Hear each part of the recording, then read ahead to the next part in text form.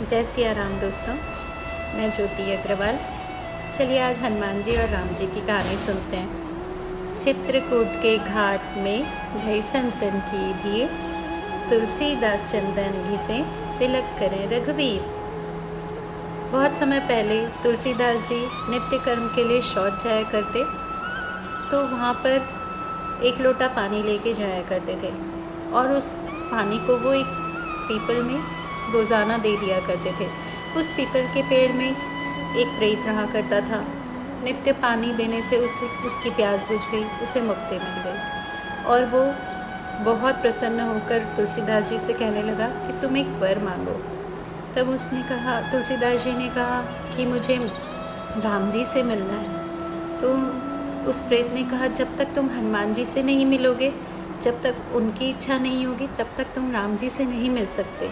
इसलिए सबसे पहले तुम हनुमान जी के पास जाओ, उनसे विनती करो, तब वही तुम्हें राम जी से मिलने का रास्ता दिखाएंगे। उन्होंने काशी जी में एक स्थान के बारे में कहा और कहा वहाँ पे एक बूढ़ा व्यक्ति आएगा।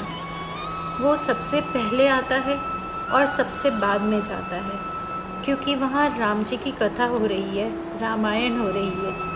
तो तुम उस बूढ़े इंसान को जाके पैर में पड़ जाना, क्योंकि वही हनुमान जी हैं, वो तुम्हें दर्शन देंगे। तब फिर तुलसीदास जी वहाँ चले गए। काशी जी जाके उन्होंने देखा सच में वहाँ रामायण हो रही थी और वहाँ पे एक बूढ़ा व्यक्ति आया जो ठीक से चल भी नहीं पा रहा था और वो आके बैठ गया और पूरी कथा उसने बहुत ही मगन होके सुनी और फिर उठकर जाने लगा। कथा के समापन के बाद सबसे अंतिम में वो जाने लगा। तब फिर तुलसीदास जी ने उनके चरण पकड़ लिए और कहा, हनुमान जी मुझे दर्शन दीजिए। तब हनुमान जी ने वहाँ पे दर्शन दिया। आज भी वो मंदिर काशी जी में है, जिसे हम संकट मोचन के नाम से जानते हैं। उन्होंने दर्शन किए हनुमान जी के और फिर उनसे कहा कि मुझे राम जी से मिलना है। तब फिर हनुमान जी ने कहा, राम जी कब और किससे मिलेंगे ये तो वही जाने, लेकिन मैं कोशिश ज़रूर कर सकता हूँ। तब फिर हनुमान जी ने एक उपाय बताया कि तुम उस मेले पे जाओ, वहाँ पे राम जी आएंगे और तुम उन्हें मिल लेना।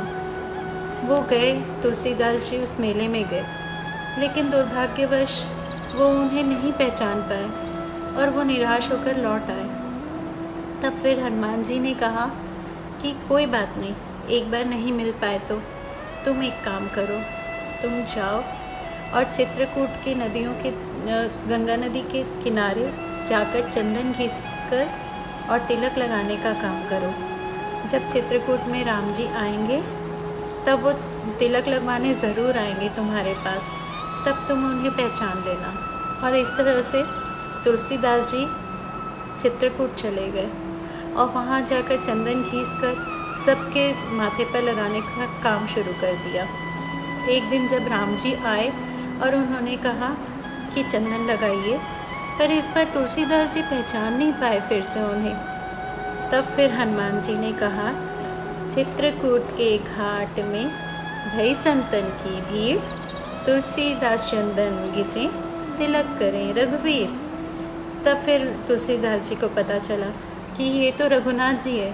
तब उन्होंने पैर पकड़ लिए और कहा, प्रभु मुझे दर्शन दो।